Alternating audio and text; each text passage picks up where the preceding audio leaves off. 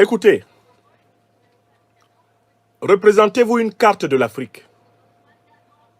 Est-ce que vous savez ce que signifie la naissance de l'Alliance des États sahéliens? Le cinquième argument, c'est l'AES. Que représente l'AES? L'Alliance des États du Sahel. Cette alliance entre le Mali, le Burkina et le Niger, vous savez ce qu'elle signifie? D'abord, elle signifie la fin de la France-Afrique. Parce que cette alliance vient déchirer et briser en deux le pré-carré français en Afrique. Le pré-carré français, c'est une zone géographique facile à tracer. Vous vous basez sur les 4 bases militaires permanentes de la France en Afrique. Vous prenez Dakar, vous mettez un point sur Dakar. Vous tracez une ligne, vous prenez Djibouti, vous mettez un point sur Djibouti. Vous tracez une ligne jusqu'à Libreville au Gabon, vous mettez un point sur Libreville au Gabon.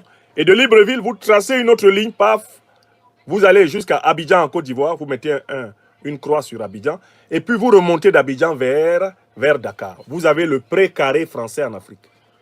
Vous voyez que la quasi-totalité des pays d'Afrique francophone, noirs, est militairement encerclés, sont militairement encerclés, quadrillés par l'armée française. C'est ça qu'on appelle le pré-carré. Or, où se trouve l'Alliance des États sahéliens? Mais elle se trouve exactement au milieu du pré-carré. Elle déchire le pré-carré en deux. Vous comprenez? Donc, du point de vue des stratèges de la France-Afrique, des stratèges du pré-carré, la destruction de l'Alliance des États sahéliens est une urgence, c'est un impératif géopolitique et géostratégique. Écrivez ça. Il ne faut pas que vous vous fassiez la moindre illusion. La perte d'influence de la puissance française au Mali, au Burkina et au Niger, elle est vécue à Paris comme une défaite géopolitique, géostratégique immense. Et il est question de détruire par tous les moyens possibles l'Alliance des États du Sahel.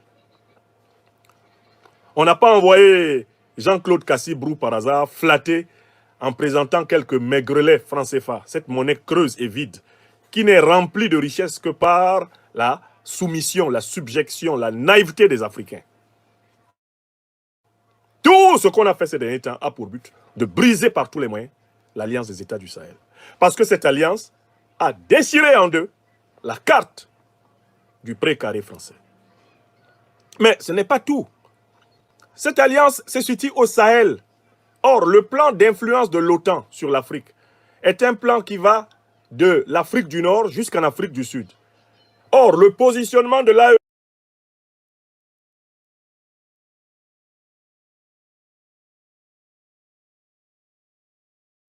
Mais ce n'est pas tout. Cette alliance se situe au Sahel. Or, le plan d'influence de l'OTAN sur l'Afrique est un plan qui va de l'Afrique du Nord jusqu'en Afrique du Sud. Or, le positionnement de l'AES est une vaste balafre dans le dispositif de l'OTAN. L'OTAN, elle, couvre la totalité du continent. Mais l'émergence de l'AES déchire la carte de l'Afrique du point de vue de l'OTAN en 2 morceaux. Et cette déchirure risque de traverser le Tchad et aller jusqu'à Djibouti. C'est-à-dire, ce serait la fin du plan que les Obama ont mis en place, notamment en 2011, quand ils disaient « We will finish the job ». Ils avaient prévu de déstabiliser l'Afrique du Nord pour imposer leur base militaire en Afrique du Nord. Ils y ont plutôt réussi. Ils sont en Libye, ils sont au Soudan, ils sont au Maroc, ils sont en Tunisie, ils sont en Égypte, ça c'est bon. Ils ont réussi à infiltrer le Sahel en imposant la guerre à travers leurs terroristes d'Al-Qaïda et l'État islamique. Voilà comment ils occupaient le Mali, le Burkina, le Niger, le Tchad, etc. Et avec cela, ils ambitionnent de positionner leur base militaire sur le golfe de Guinée. C'est-à-dire, en réalité, sur la façade atlantique et en même temps, couvrir l'Afrique centrale de bases militaires. C'est pour ça qu'on déstabilise le Tchad, on déstabilise le Centrafrique, on déstabilise le Cameroun, on déstabilise le Nigeria, d'accord? On déstabilise la République démocratique du Congo dans le même but. Il s'agit de couvrir toute l'Afrique de bases militaires de l'OTAN. Et c'est terminé, les bases militaires étant en réalité des postes avancés du pillage des matières premières.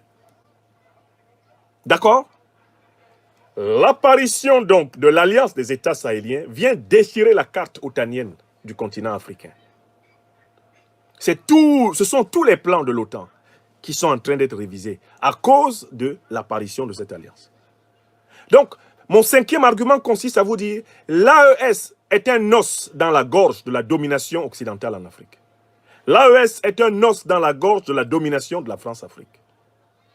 Il est question de détruire par tous les moyens possibles l'AES.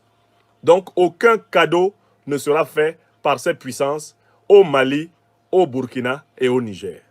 Ce qu'il fallait démontrer. Vous êtes d'accord avec moi? Est-ce que vous êtes d'accord avec moi? Est-ce que c'est clair pour vous tous?